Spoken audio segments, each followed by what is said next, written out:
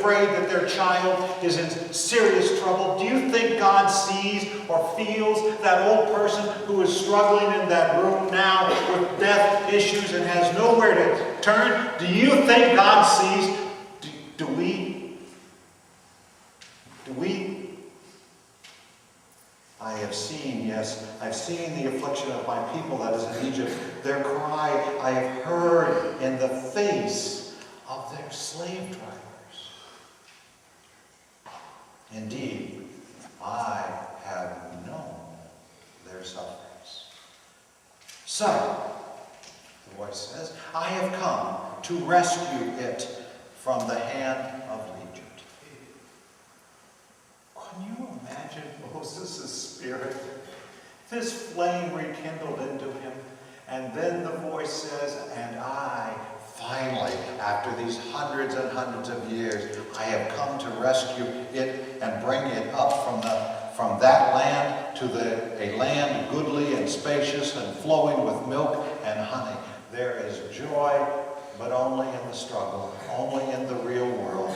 And then the voice says, so now, hear the cry of the children of Israel has come to me. I have seen their oppression with which the Egyptian oppressed them. So, now, you go.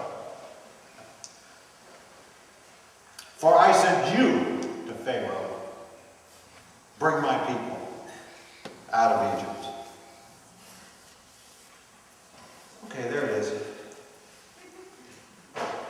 This is why it's not religion light. Because we are God's answer. I sent you. And now Moshe says, not, here I am. Who am I? There's another little bit about this. We'll start here next week, probably again. Now begins a long exchange, almost a comedic exchange between Yahweh and Moses, as Moses tries desperately in every way he can think to get away from this call, to get out of this call. Moses argues and argues and argues with God until God finally just says, go. Moses will try everything, and we're wise to try everything because we have to test the Spirit and make sure that it's true. The first thing Moses says is, who am I? We as outsiders know he is precisely the person. He is the only person in the world that's grown up in the palace as a slave and still loves his people. He's precisely the one, but he doesn't see that. You don't see that when you're called. You don't see that you are precisely the one, precisely because of whatever it's been you've been through, that precisely matches the call that God has on your life. That we are the church for our time and place in this little space among many other churches that's precisely called to do something that the Creator is asking us to do that only we can do when we form ourselves together. Moses' first excuse besides, who am I? Because he knows he's broken. And isn't that the excuse we always use?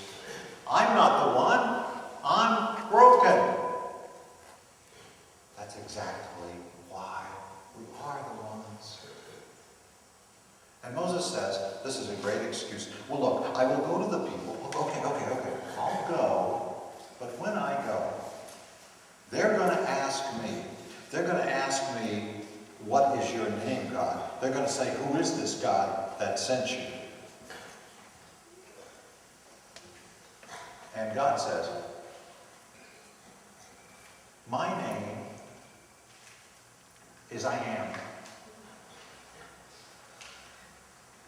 Great, says Moses, that's going to work really well.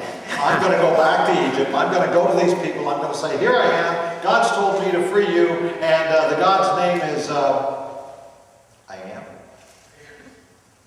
Give me a name. Zeus. Give me a name. I am. And it's even worse.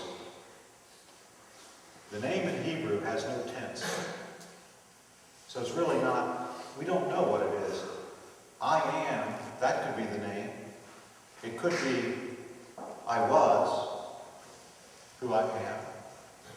And it could equally be, I am who I am becoming. I am who I will be in the future. Well, that's too deep. We're going to leave it there. With Moses, caught between two worlds,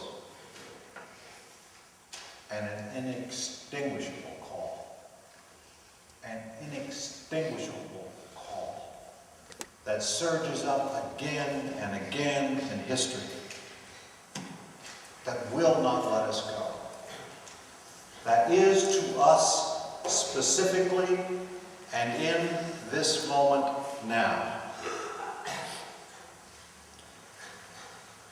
Somebody told me this week. Jesus is out to rescue people from this world out of balance. But when the answer comes, it has your specific name on it. When that hand comes of rescue, when that rope is thrown out to you, you'd better grab it. Face the future. Claim who you are. Be who God has made you to be.